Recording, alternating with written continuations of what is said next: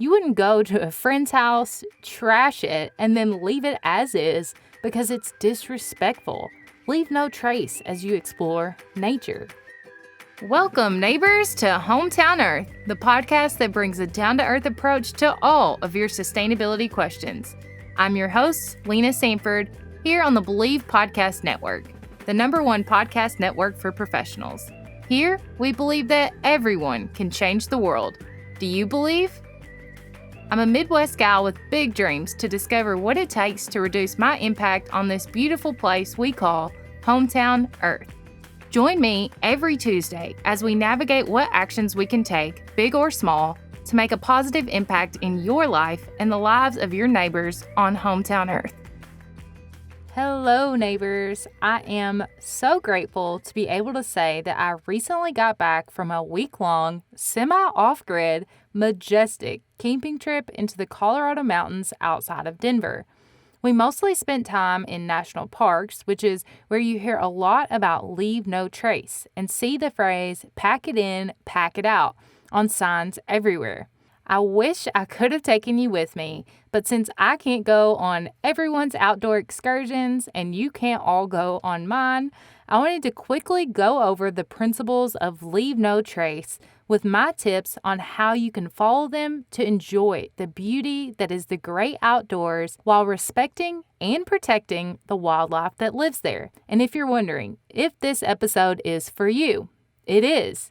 Leave no trace doesn't just apply to backcountry outings.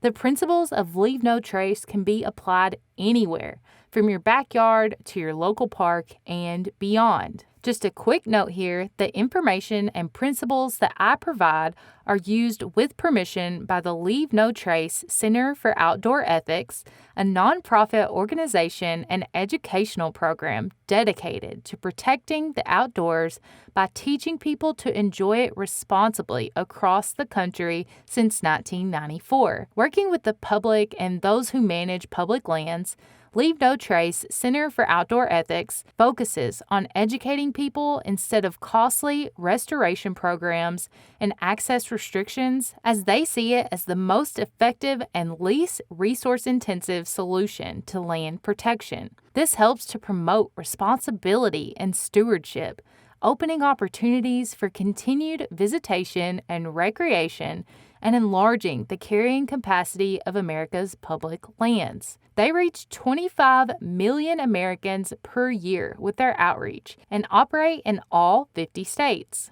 They are doing great work to allow us to continue to enjoy outdoor spaces without harming the planet. So if you'd like to make a donation or get involved with Leave No Trace, please visit lnt.org, which I will link in the show notes.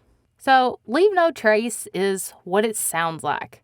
If you're in natural spaces, the goal is to leave no trace that you were ever there. You might think that's a little excessive or maybe out of reach, but it's not. And you'd be surprised at the effects our actions can have on plants, animals, other people, and entire ecosystems.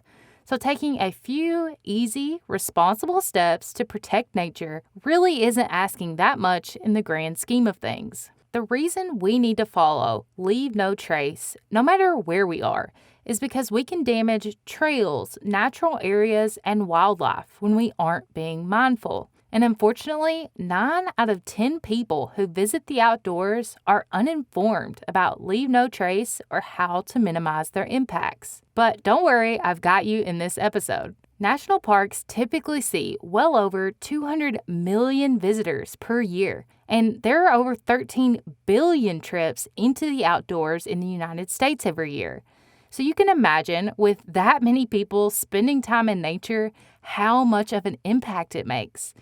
Litter can accumulate very quickly, and every small piece of trash makes a difference. Along the same lines, trails and natural areas packed with mass amounts of eager but potentially uninformed visitors can be largely affected. The Leave No Trace Center for Outdoor Ethics says that it could take 10 to 30 years for an ecosystem to recover from irresponsible off-trail hiking or camping. This is due to nature visitors creating new trails and sites, ignoring trail closures, and cutting switchbacks. Leave no trace is also important for protecting water and wildlife, whether it's trash making its way into streams, rivers, or lakes, improperly washing your dishes or using the bathroom while you're camping, or throwing out food thinking you're doing wildlife a favor. Hint, you're not. Humans can easily pollute water and cause wildlife danger. And finally, leave no trace is important because humans cause 85% of destructive wildland fires that could be prevented.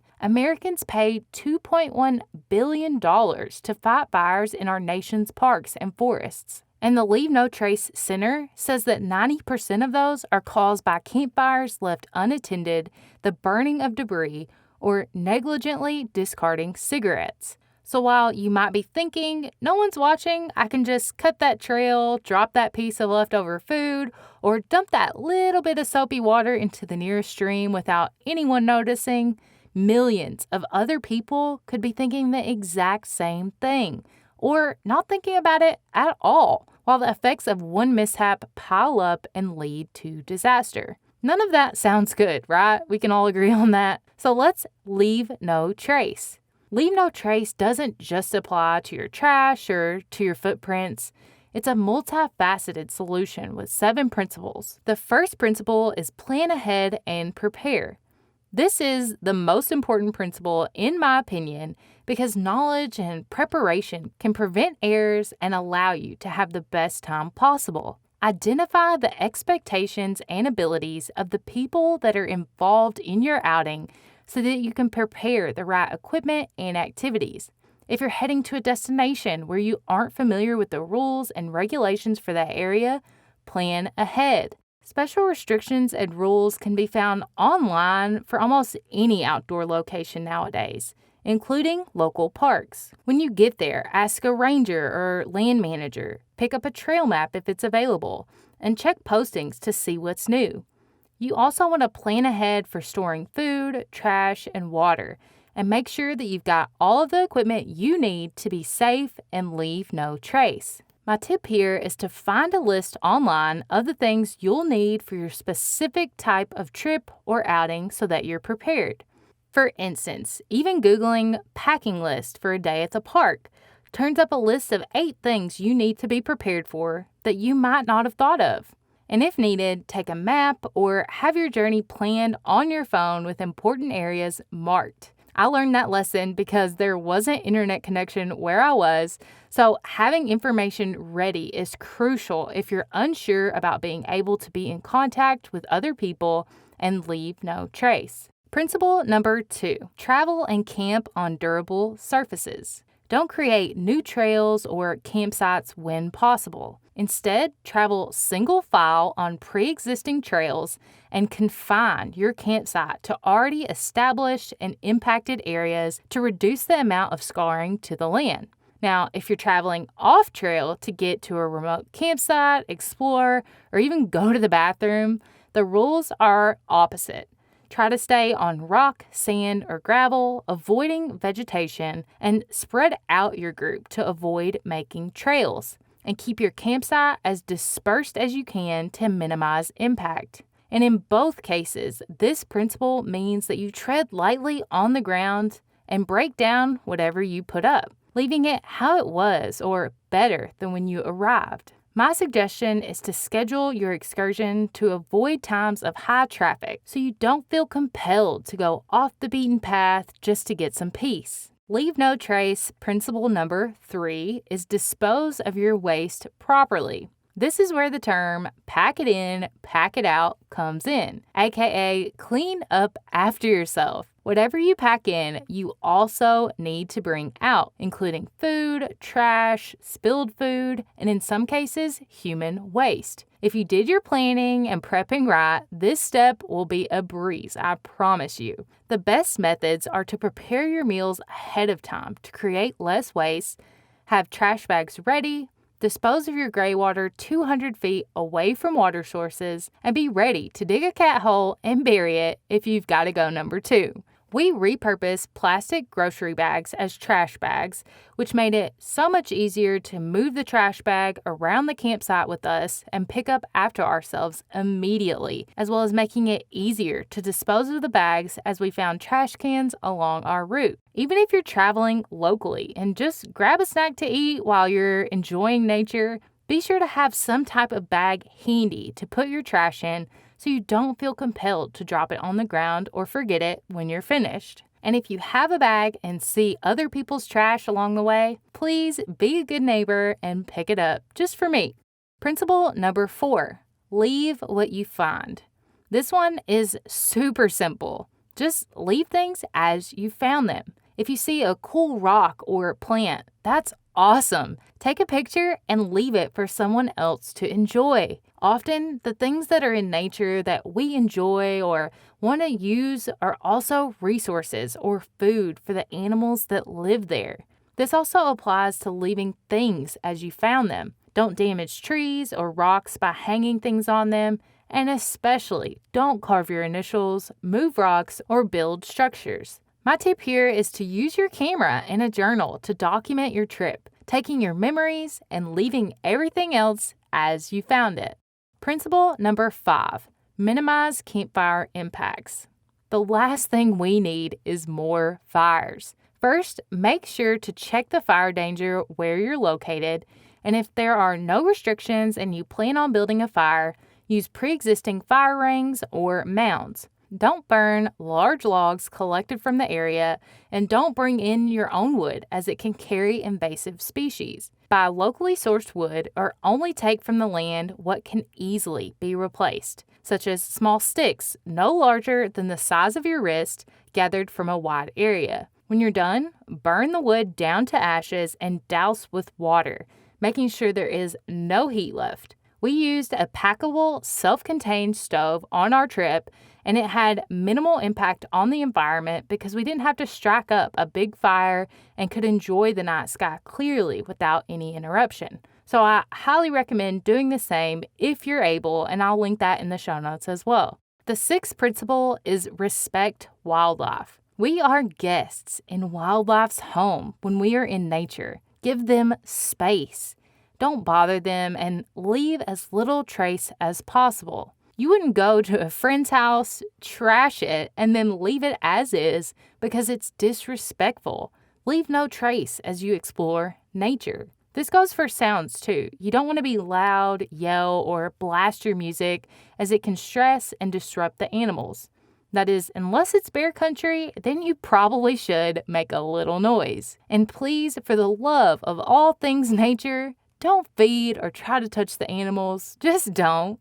The Leave No Trace Center for Outdoor Ethics says that wildlife in our parks are routinely relocated or euthanized due to conflicts with humans, mostly originating from human garbage. So if you're following principles 1 through 5, you're on the right path to respecting wildlife.